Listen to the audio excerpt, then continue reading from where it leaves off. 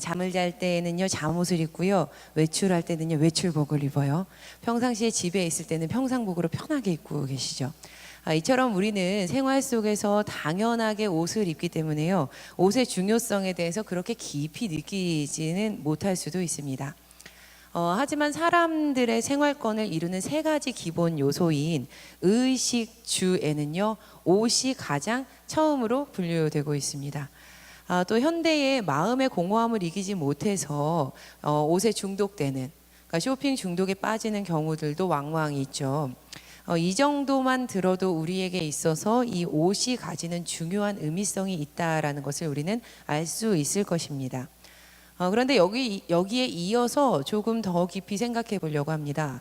조금 더 깊이 생각해 보면 우리가 무슨 옷을 입고 있느냐에 따라서 우리의 행동이 달라지고요, 우리의 마음가짐도 변한다는 것을 우리가 알 수 있습니다.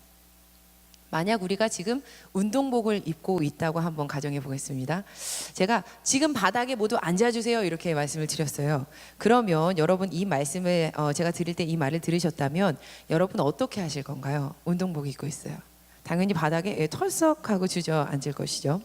하지만 만약에 어제 새로 구매한 명품 브랜드샵에서 굉장히 비싸게 돈을 주고 산 하얀색 하의를 입고 있다고 한번 생각해 보시기 바랍니다. 제가 똑같이 말씀드렸어요. 지금 모두 바닥에 앉아주세요. 운동장이에요. 자, 여러분, 우리의 마음이, 우리의 생각이, 행동이 달라집니다. 왜 갑자기 바닥에 앉으라고 하지? 이 옷이 얼마짜린데? 정 상황이 안 되면요, 바닥에 엉덩이 대지 않고요, 이렇게 쪼그려서 이렇게 앉으실 거예요. 이처럼 우리는요 지금 무슨 옷을 입고 있느냐에 따라서 다르게 행동하고요, 다른 마음을 가지게 됩니다. 남성분들 그런 말씀 많이 하시잖아요. 군복만 입으면 아무리 점잖았던 사람도 군몰 확 삐뚤고 사람이 달라진다라고요 그러시죠. 그렇다면요 우리는 여기서 궁금해집니다. 우리 눈에 보이는 옷들도요 이렇듯 우리의 생활에 영향을 주는데, 우리의 눈에 보이지 않는 옷, 그러니까 크리스천인 우리들이 믿음으로 입고 있는 옷, 이 신앙의 옷은 우리에게 어떤 영향을 주고 있고 또 어떤 영향을 줄 수 있을까? 그래서 우리는요 오늘부터 4주 동안 하나님의 사랑의 옷장을 열어보려고 합니다.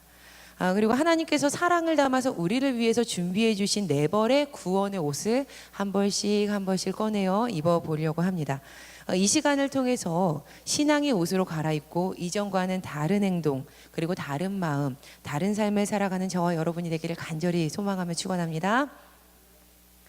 제가 5살에서 6살 정도 되었을 때요, 부모님이랑 함께 서울의 태릉 이 놀이동산에 놀러 갔던 적이 있다고 합니다. 제가 갔던 적이 있다고 합니다 라고 말씀드리는 이유는요, 제가 전혀 기억이 나지 않기 때문이에요. 제가 부모님께 들은 이야기인데요, 어느 순간 눈 깜짝하니까 이 유치원생 아이가 사라졌다는 겁니다. 그러니까 당시 저희 부모님 결혼 일찍 하셨거든요. 그러니까 20대셨어요. 그러니까 이 아이를 잃어버린 젊은 부부가 얼마나 놀랐을까.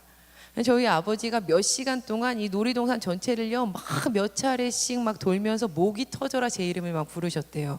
그리고 어머니께서도 이렇게 찾으러 뛰쳐나가고 싶은 마음이 있는데 그 마음 꾹 눌러 담고 저를 잃어버렸던 그 자리에서 마음 졸이면서 이렇게 하염없이 계속 기다리고 계셨다는 거예요.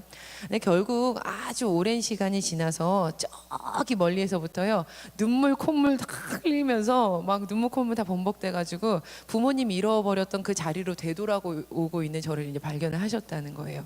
제가 상상을 해봤습니다. 저를 찾았을 때 정신없이 달려와서 있는 힘껏 저를 와락 끌어안는 그 부모님의 모습, 그때 아이가 느꼈을 안도감. 당연히 제 얼굴에는 뭐 눈에서 코에서 막 입에서 막 물이 나왔으니까 막 검은 떼꾸정물 막 가득했을 거예요. 하지만 곧 평안함이 얼굴에 감돌았을 것 같습니다. 근데 또 다르게 좀 생각해 봤습니다. 그때 만약 제가 부모님을 찾지 못했다면 저의 인생이 어떻게 됐을까? 지금 못 만나셨을 것 같아요. 생각만 해도 아찔합니다. 그런데 여러분, 이렇게 안타까운 사연이 현대에도 계속되고 있습니다.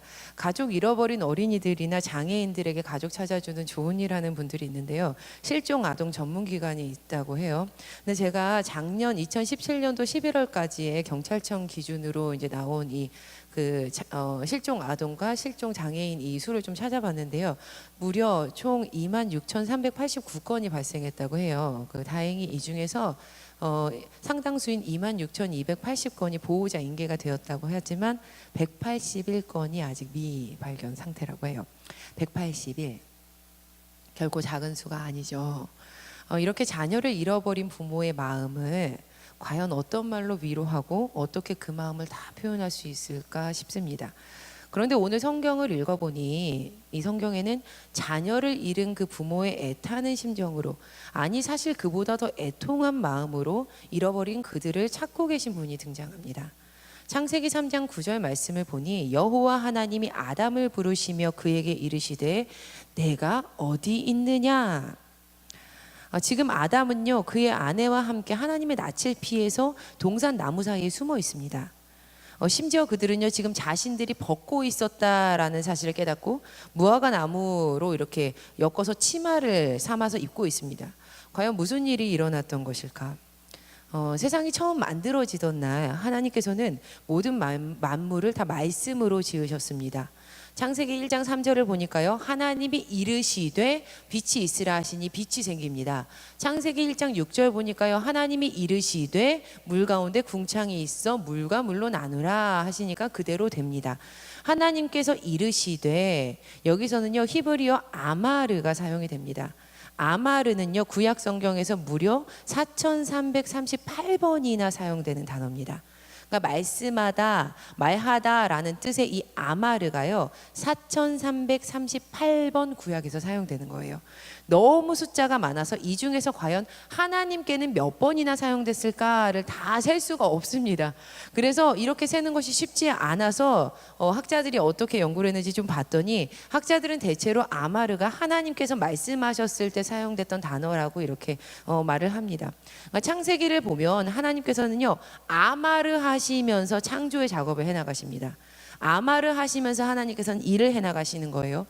빛도 궁창도 묻도 풀과 씨 맺는 채소와 광명체와 온 세상의 생물들도 모두 아마르로 만들어집니다.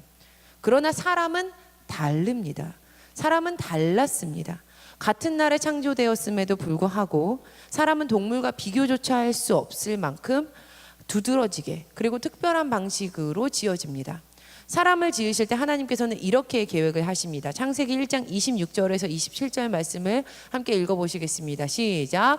하나님이 이르시되 우리의 형상을 따라 우리의 모양대로 우리가 사람을 만들고 그들로 바다의 물고기와 하늘의 새와 가축과 온 땅과 땅에 기는 모든 것을 다스리게 하자 하시고, 하나님이 자기 형상 곧 하나님의 형상대로 사람을 창조하시되 남자와 여자를 창조하시고, 26절에서는요 행한다, 만든다 라는 의미가 담긴 아사를 사용합니다. 아사. 그리고 또 27절에서는요 절대적인 의미를 가지고 권한을 가지고 선택하고 창조한다 라는 뜻이에요. 바라가 사용이 됩니다. 하나님께서는 아사로 또 바라로 사람을 지으세요. 하나님께서는 다른 창조물들과는 달리 사람을 아마르로 만드시지 않으십니다. 또한 사람을 지으실 때에는 유일하게 스스로에게 요청을 하시는데요 바로 우리가 하자라는 그 결단입니다. 사람의 창조는 다시금 증언하고 있는 창세기 2장 7절 말씀은요 이렇게 말씀하고 있으세요. 여호와 하나님이 땅의 흙으로 사람을 지으시는데요 생기를 그 코에 푸 하고 불어 넣으시니까 사람이 생명이 됩니다. 하나님께서 흙이었던 사람의 코에 생기를 후 하고 불어 넣으시니까요 사람이 생명이 됩니다.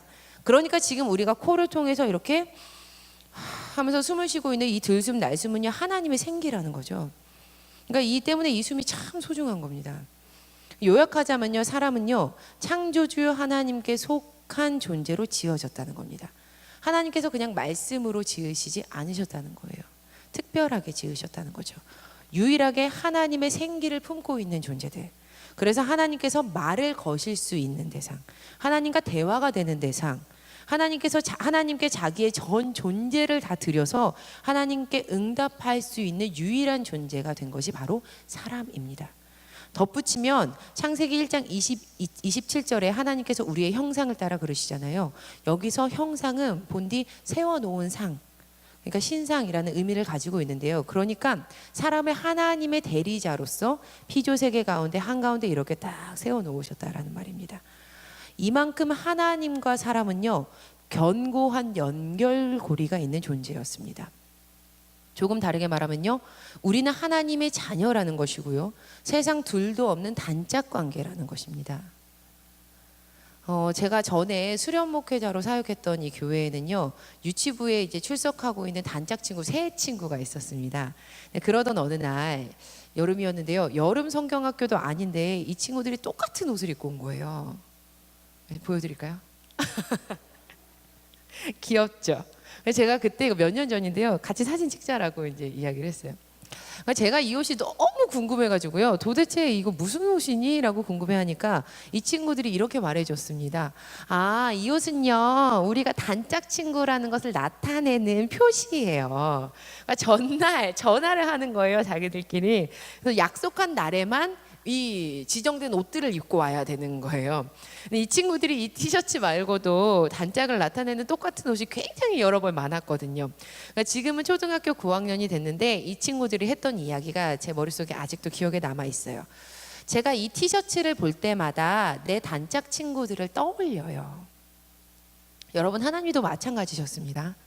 하나님께서는 그분의 형상을 공유한 이 자녀들이요, 그들이 하나님과 연결되어 있음을 늘 잊지 않기를 바라셨습니다. 그래서 하나님께서는 이 어린이들의 단짝티와도 같은 장치를 만드시는데, 창세기 2장 17절 보니까 하나님께서 사람에게 선악을 알게 하는 나무의 열매를 먹지 마라라고 명령하셨다는 것을 우리가 알 수 있습니다. 그런데 이 나무는요, 창세기 3장 3절 보니까요, 동산 중앙에 서 있었습니다. 동산 중앙에 서 있는 나무의 열매는 먹지 마라. 그러니까 동산 중앙에 있었던 거죠. 봉긋하게 서 있는 동산의 이 중앙. 동산의 중앙은요, 그 땅에 어디서나 볼 수 있는 위치였습니다. 아마 아담은 어디에서 무엇을 하고 있다가도 고개를 획 돌려서 에덴 동산 봉우리에 있는 그 나무를 딱 보았을 때마다 이렇게 생각했을 겁니다. 아, 하나님께서 창조하셨지. 나는 하나님의 형상으로 지음받았지. 나는 하나님의 것, 하나님의 소유, 하나님의 자녀, 사랑하는 하나님 말씀 따라서 지키며 살아갈 거야. 이 선악을 알게 하는 나무는 하나님께서 사람에게 벌을 주시기 위함이 아니라 하나님의 자녀들에게 하나님께서 주인 되셨음을 잊지 않도록 기억하도록 하시기 위한 하나님의 장치였던 겁니다. 하지만 안타깝게도 곧 이 약속이 어겨지죠. 창세기 3장 1절은 이렇게 시작합니다. 그런데 뱀은 여호와 하나님이 지으신 들짐승 중에 가장 간교하니라.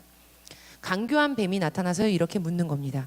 하나님이 참으로 너희에게 동산의 나무의 열매를 다 먹지 말라고 하셨냐? 창세기 2장 16절에서 17절 말씀 보면요, 하나님께서 처음 사실 이렇게 말씀하셨어요. 함께 읽어보시도록 하겠습니다. 시작. 여호와 하나님이 그 사람에게 명하여 이르시되 동산 각종 나무의 열매는 내가 임의로 먹되 선악을 알게 하는 나무의 열매는 먹지 말라. 내가 먹는 날에는 반드시 죽으리라 하시니라. 아멘. 세 번역으로 17절 한번 보시겠습니다. 보시면요, 그러나 선과 악을 알게 하는 나무의 열매만은 먹어서는 안 된다. 그것을 먹는 날에는 너는 반드시 죽는다. 그러니까 하나님께서는 다 먹어도 돼, 다 먹어도 되는데 선과 악을 알게 하는 나무 그거 하나, 내가 창조주라는 것을 알게끔 만드는 그 장치 하나, 그거 먹으면 죽어라고 말씀을 하셨다는 겁니다. 그런데 뱀이 또 간교하게 묻습니다. 3장 1절 세 번역으로 우리가 다시 한번 보면요, 뱀은 주 하나님이 만드신 모든 들짐승을 가운데 가장 간교한데요, 뱀이 여자에게 묻는 거예요. 하나님이 정말로 너희에게 동산에 있는 모든 나무 열매 먹지 말라고 말씀하셨느냐? 모든 나무 열매 먹지 말라고 말씀하시니 교묘하게 하나님 말씀이 비틀어집니다. 곧 여자가 대답하죠. 여자가 뱀에게 말하되 동산 나무의 열매는 우리가 먹을 수 있으나 동산 중앙에 있는 나무의 열매는 하나님의 말씀에 너희는 먹지도 말고 만지지도 말라. 너희가 죽을까 하노라 하셨느니라. 그러자 뱀이 이때다 옳다거니 하면서 다시금 여자를 콱 물면서 이야기하죠. 너 절대 죽지 않아. 창세기 3장 4절은 이렇게 이야기하고 있습니다. 뱀이 여자에게 이르되 너희가 결코 죽지 아니하리라. 하나님의 말씀과는 정반대가 됩니다. 죽어, 안 돼. 아니야, 결코 죽지 않아. 바로 이때 하나님께서는 그분의 자녀들을 잃어버리십니다. 저는요, 이 부분에서 하나님께서는 나의 형상을 떼어준, 나의 형상 중에 그 일부였던 그 나의 삶의 일부가 떨어져 나가는 아픔을 겪으셨을 거라고 저는 생각합니다. 또 하나님께서는 숨바꼭질하는 상대방을 막 두렵게 만드시는 그 부름이 아니라 사랑하는 자녀들, 내가 잃어버린 그 자녀를 애타게 부르짖는 그 부모의 외침으로 그들을 찾으셨을 것이라고 생각합니다. 여호와 하나님이 아담을 부르시며 그에게 이르시되 내가 어디 있느냐, 내가 지금 어디 있느냐. 그러나 더 이상 하나님의 자녀들이 하나님의 말씀을 따르지 않습니다. 창조물 중에 유일하게 하나님의 형상을 가지고 있고 하나님과의 단짝과도 같았던 주의 자녀들이 하나님을 거짓말하는 분으로 만들었습니다. 하나님의 말씀 따르지 않아도 죽지 않아. 사람 안에 유일하게 있었던 하나님의 형상이 어그러져 버린 거죠. 여러분, 우리는 이것을 죄라고 부릅니다. 죄는요, 담임 목사님 그 쓰신 그 1:1 행복한 여행 책에 보니까요, 죄는 성경에서 히브리어로 하타, 그리스어로는 하마르티아라는 단어를 사용한다라고 이야기를 해주십니다. 또 이 두 단어는요, 관역을 벗어난다라는 의미를 갖게 되는데요, 바로 원래의 목적, 그러니까 이 관역을 향해서 이렇게 쌓던 그 원래의 목적을 벗어난 것이 바로 죄라는 겁니다. 그러니까 하나님께서는 우리를 그분의 자녀로 삼으시고 하나님 안에서 우리를 살아갈 수 있도록 그 목적을 가지고 우리를 창조하셨습니다. 그런데 우리가 그 관역을 벗어난 것이죠. 이렇게 우리 가운데 관역을 벗어난 죄가 들어오게 되면 하나님과 자녀의 관계는 철저하게 깨져버리고 끊어져 버립니다. 그런데 죄는 단순하게 여기서 관계가 깨진 거에서 그치지 않고 고통이 수반되는 책임을 가지고 오게 됩니다. 만약 부모를 잃어버린 자녀가 있다면 그 아이의 인생에 고통에 수반되는 그 감내가 있어야 되는 것처럼 말이죠. 관역에서 벗어난 그들은요, 이제 눈이 밝아져서 자신들이 벗었음을 알고 고통스러워졌을 겁니다. 왜냐하면 그것을 가리고자 무화과 나무 잎을 엮어서 옷을 만들고 있기 때문입니다. 이러한 행동들은 지금 그들이 무언가 문제가 발생했다, 잘못되었다라는 것의 반증인 것이죠. 이처럼 그들은 자신의 힘으로 그 죄의 부끄러움을 없애기 위해서 갖은 노력을 다합니다. 하지만 나뭇잎으로 만든 옷은요, 강한 햇볕에 금방 말라버릴 겁니다. 강한 바람이 조금이라도 불기라도 하면 훅 하고 날아가 버릴 겁니다. 고작 이 정도로는 이 죄의 문제를 해결할 수 없습니다. 왜냐하면 죄의 값은 생각보다 크기 때문이죠. 로마서 6장 23절 상반절을 함께 읽어보시겠습니다. 시작. 죄의 삭은 사망이요. 죄의 값은 죽음입니다. 하나님께서는 분명히 말씀하셨습니다. 먹지 말아라. 내가 먹는 날에 반드시 죽으리라. 하나님께서는 이 말씀을 지키셔야 했습니다. 왜냐하면 하나님은 거짓말하지 않으시는 분이시기 때문입니다.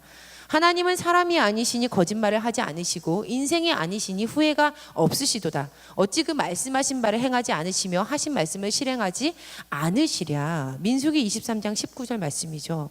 하나님께서는 하셨던 그 말씀을 반드시 지키셔야만 했습니다.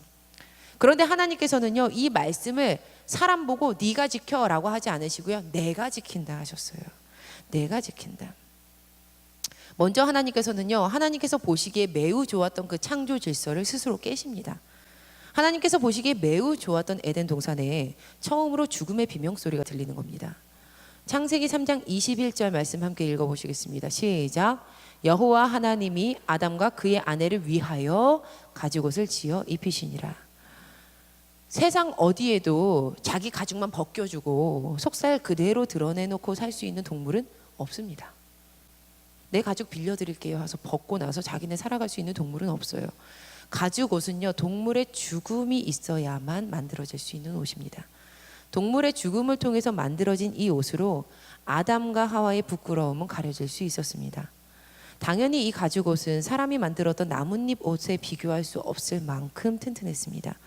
하지만 에덴에서 나오게 된 이 아담과 하와는요, 결국 죄의 삭신 죽음을 맞이합니다. 동물의 가죽 옷으로는 근원적인 죄의 값인 죽음 자체를 해결할 수는 없는 것입니다. 이 근원적인 죄의 삭을 없앨 수는 없었던 거죠. 그리고 이 문제는요, 애석하게도 여기서 그치지 않습니다. 그들 안에서 그치지 않고 더 커지게 되는데 그 죄의 습성이 지금 우리 모두에게도 뿌리째 내려왔다는 것입니다. 네, 여러분, 우리 모두는요, 죄인입니다.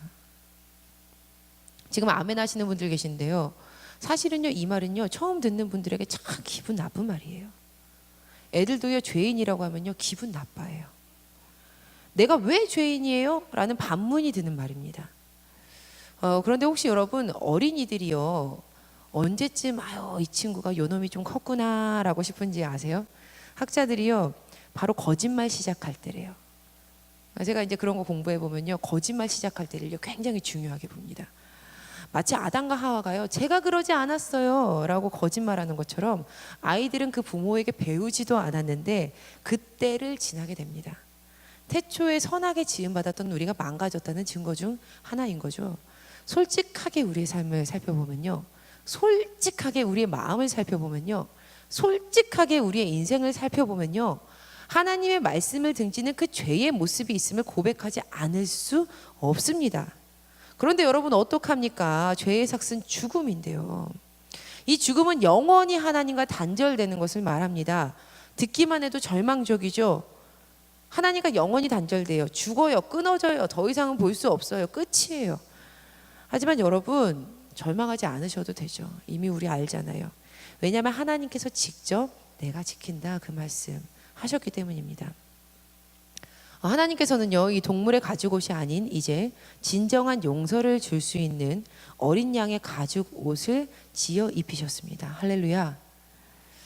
누가복음 15장을 보면요, 예수님께서 들려주신 되찾은 아들의 비유 이야기가 기록되어 있습니다. 어떤 사람에게 두 아들이 있었죠. 그러던 어느 날 작은 아들이 아버지에게 막대 먹은 요청을 하나 합니다. 아버지, 재산 가운데 가지고 있었던 것 중에 저에게 돌아올 분깃 미리 주십시오. 그러니까 유산을 미리 달라는 거예요. 아버지의 죽음 이후에나 자녀에게 돌아갈 수 있는 이 유산을 지금 달라는 겁니다. 그런데 그 후 며칠이 안 돼서 그런데 아버지는요, 그 각자의 몫을요, 그 살림을 두 아들에게 이렇게 다 나눠줍니다. 그 후에 며칠이 안 돼서 둘째 아들은요, 이 재물을 싹 다 모아가지고요, 아버지를 떠나요. 아버지를 확 떠나가지고 먼 나라에 갑니다. 그곳에 가서 방탕하게 이제 살면서 그 재산을 다 낭비하는 거죠. 그런데 여기에 엎친 데 덮친 격으로 그가 모든 것을 다 탕진했을 때 그 땅에 흉년이 들게 됩니다. 결국 그는 아주 궁핍한 상태가 되어버렸죠. 급기야 이 아들은 유대인들에게 부정한 동물이었던 이 돼지를 치는 신세까지 아주 큰 나락으로 떨어지게 됩니다. 또 심지어 얼마나 배가 고팠으면 돼지가 먹는 그 쥐염 열매라도 좀 먹고 배를 채우고 싶었던 심정이었습니다. 하지만 그조차도 그에게 주는 사람이 전혀 없었습니다. 여러분, 지금 이 아들의 상황은 마치 벗은 몸을 나뭇잎 옷으로 꽁꽁 싸매려는 것처럼 보입니다. 아무리 근원적인 해결을 하려고 하지만 근원적으로 해결이 될 수 없는, 그 해답이 전혀 나올 수 없는 상태라는 거죠. 좀 다르게 이야기하자면 죄에 빠진 그 상태라는 겁니다. 그런데 그 상황에 딱 들었을 때 그제서야 그가 제정신이 듭니다. 그래서 이렇게 말하는 거예요. 내 아버지에게는 많은 품꾼이 있는데 그들에게는 먹을 것이 남아도는데, 심지어 품꾼이라도 먹을 것이 남아도는데 나는 여기서 굶어 죽는구나. 안 되겠다. 내가 이제 아버지에게로 돌아가서 말씀드려야겠다. 아버지, 내가 하늘과 아버지 앞에 죄를 지었습니다. 죄를 지었습니다. 저는 아버지의 아들이라고 더 이상 불릴 자격이 없습니다. 저를 품꾼의 하나로 삼아 주십시오. 이 아들이 아버지를 다시 찾아갔을 때요, 아버지는 먼 거리였음에도 불구하고 자신의 아들이 오는 것을 단박에 알아챕니다. 그래서 그를 보고 측은히 여기서 버선발로 달려 나와서 그 아들을 팍 끌어안죠. 제가 근데 이 부분에서 말씀을 읽으면서 이렇게 좀 생각해 봤습니다. 어떻게 이렇게 곧바로 달려올 수 있었을까, 아버지가? 분명 아버지는 계속 그 자리에 계셨던 겁니다. 매일 아버지는요, 그 자리에서 그 자녀가 돌아오기를 지켜보며 끝까지 기다리고 있었던 겁니다. 아버지께로 돌아왔던 이 아들은 비록 수많은 품꾼 중에 나는 하나로 살겠습니다라고 결심하며 돌아갔을지 몰라요. 하지만 아버지의 생각은 전혀 달랐습니다. 아버지가 종들에게 이렇게 명령하는 겁니다. 누가복음 12장 22절 말씀 세 번역으로 함께 읽어보시겠습니다. 시작. 그러나 아버지는 종들에게 말하였다. 어서 가장 좋은 옷을 꺼내서 그에게 입히고 손에 반지를 끼우고 발에 신을 신겨라. 여러분, 그냥 옷을 입혀주신 게 아니에요. 가장 좋은 옷을 꺼내서 입혀주셨습니다. 최상급입니다. 최상급. 가장 좋은 옷을 꺼내서 입혀주세요. 손에는 반지 끼우시고요, 발에는 신까지 신기는 거예요. 이 누가복음 15장을 읽어보면 예수님께서 들려주시는 이 이야기의 어디에도 아버지가 아들이 저지른 일의 잘잘못이 누구로부터 시작됐는지 따지지 않으세요. 그동안 어디서 살았는지 다 하나하나 묻지 않으세요. 낭비한 돈의 금액이 얼마이고 네가 앞으로 나에게 얼마를 갚아야 되는지 이거에 대해서 묻는 장면이 단 한 구절도 등장하지 않습니다. 단지 아버지는요, 이 아들의 어깨에 용서의 옷을 탁 하고 입혀줍니다. 왜냐하면 아버지는 아들의 죄를 완전히 잊어버리는 용서를 하셨기 때문입니다. 이 옷은요, 다시금 이 둘을 부모와 자녀의 관계로 이어주는 귀한 옷이었습니다. 마찬가지로 오늘 하나님께서는요, 우리에게도 사랑의 옷장을 열어서 준비하신 첫 번째 옷을 보여주십니다. 용서의 가죽옷. 이 옷은요, 예수님께서 직접 자신의 몸을 내어주시며 지어 입히신 그 옷입니다. 예수님께서는 참 사람이시며 참 하나님이셨습니다. 믿으십니까? 아멘. 그 세상의 유일하신 그리스도이신 그분께서요, 예수님께서 이 십자가 위에서 세상의 모든 죄를 대신 지셨습니다. 그리고 약속하신 대로 3일 만에 부활하셨습니다. 우리는 그 사실을 믿을 때 이 누가복음 15장의 아버지를 떠난 탕자가 다시 아버지의 품에로 돌아가서 용서의 옷을 탁 입고 다시 아버지의 자녀로 받아들여지는 것처럼 하나님과 끊어진 관계가 연결되는 그 은혜, 용서의 그 귀한 가죽옷을 입게 되는 은혜를 경험하게 됩니다. 처음 아담과 하와가 입었던 이 동물의 가죽옷으로 만든 옷은요, 죄의 부끄러움 정도는 가려줄 수 있었겠지만 죄의 삭신 죽음을 해결할 수는 없었습니다. 하지만 진정한 어린 양이신 예수 그리스도를 통해서 그분의 십자가와 부활 사건을 통해서 자신의 몸을 직접 내어서 드려주신, 지어주신 그 용서의 가죽옷을 우리가 입을 때 우리는 참된 용서, 하나님이 그 죄를 전혀 기억조차 하지 않으시고 싹 잊어버리시는 그 죽음을 이기는 부활이 허락되는 그 참된 용서를 허락받게 됩니다. 자, 사랑하는 여러분, 아무리 다른 옷으로 치장해도요, 우리의 영혼을요, 아름답게 치장하려고 다른 옷 막 갖다 입어도요, 마음을 치장하려고 어떤 옷을 막 들어 입으려고 해도요, 삶을 치장해도요, 우리 만족할 수 없어요. 마음 가운데 있는 그 죄로 인한 공허감, 그 부끄러움, 해결할 수 없는 문제로 다시 되돌아가는 그것들, 세상 어떤 옷을 입는다 하더라도 해결이 안 됩니다. 돈의 옷이요, 관계의 옷이요, 사람의 옷이요, 내가 원했던 그 옷이요, 해결되지 않습니다. 바라기는요, 지금 이 시간 저와 함께 하나님의 사랑의 옷장을 열어서 우리를 위해서 준비된 이 용서의 가죽옷을 입으셨으면 참 좋겠습니다. 그렇다면 이 옷 어떻게 입을 수 있을까요? 이사야 55장 6절 말씀은 우리에게 이렇게 알려주고 계십니다. 너희는 여호와를 만날 만한 때에 찾으라. 가까이 계실 때에 그를 부르라. 너희는 여호와를 만날 때에 찾으라. 가까이 계실 때에 그를 부르라. 성경은 우리가 주님께로 돌아가기를 결단하며 이 탕자가 이야기했던 것처럼 만나 주십시오, 용서해 주십시오, 예수님 저를 만나 주십시오 라고 부르짖어서 기도하면 우리는 반드시 그 예수님을 만나고 그분을 그 참된 어린 양을 통해서 입는 그 용서의 가죽옷을 입을 수 있다라고 알려주고 있습니다. 그러니 지금 우리는 이 시간 예수님을 마음에 모실 수 있도록 해주십시오 라고 부르짖어야만 하지 않겠습니까? 지금이 바로 구원자 예수님을 만날 만한 때입니다. 여러분, 지금 아니면 내일은 없어요. 지금 반드시 만날 만한 때에 예수님을 찾아야 하고요, 바로 지금 가까이 계시는 주님을 우리는 불러야만 합니다. 우리 마지막으로 함께 하나님의 사랑을 찬양하시면서 우리에게 용서의 가죽옷을 입게 해달라고 기도하는 시간 가지도록 하겠습니다. 그 사랑 찬양하실 때 하나님, 우리를 향한 그 예수 그리스도의 귀한 사랑, 우리의 죄를 해결해 주시는 그 귀한 사랑 제가 입기를 원합니다. 우리의 근원적인 모든 것들이 주님 안에서 생명을 얻는 귀한 은혜 되게 하여 주시옵소서. 우리 함께 찬양하시도록 하겠습니다.